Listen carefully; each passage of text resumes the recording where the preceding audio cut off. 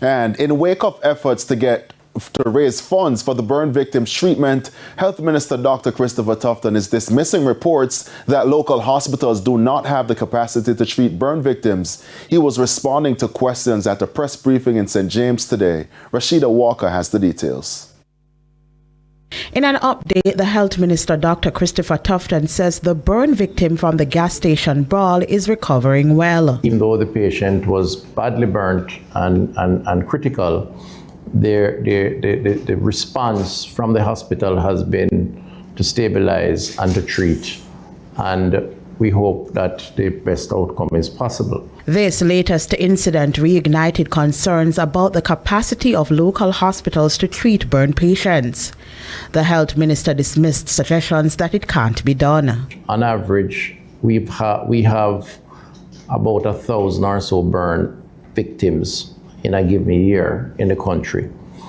Most of them are not severe burns, but some are.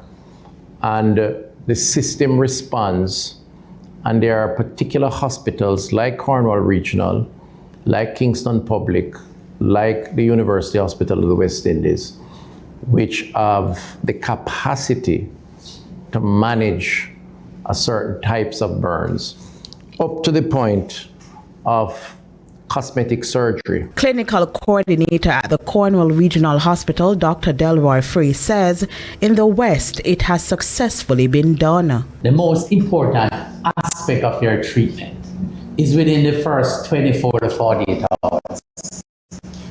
And I can tell you, the patients we have had at Cornwall and other parts of this country, if you look at the treatment they have had within the first 24 to 48 hours, which determines if you are going to survive, I'm speaking in general now, you'll see that it is well done. And I can speak for Cornwall Regional Hospital.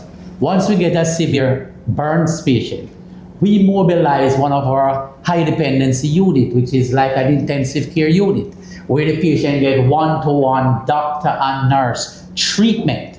Still, some patients opt to be treated overseas, but there's a process.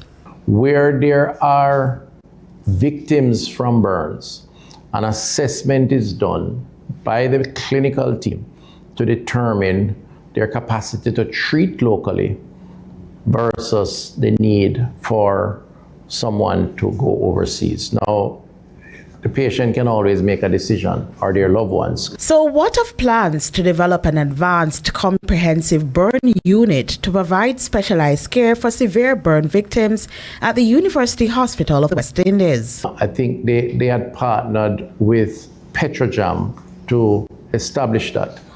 The challenge is that Petrojam, as one of our corporate government entities, contributed a very small fraction of what is required to establish a burn unit. A small fraction. I mean, I don't think it was 5% of what the overall cost was. Rashida Walker for TVJ News.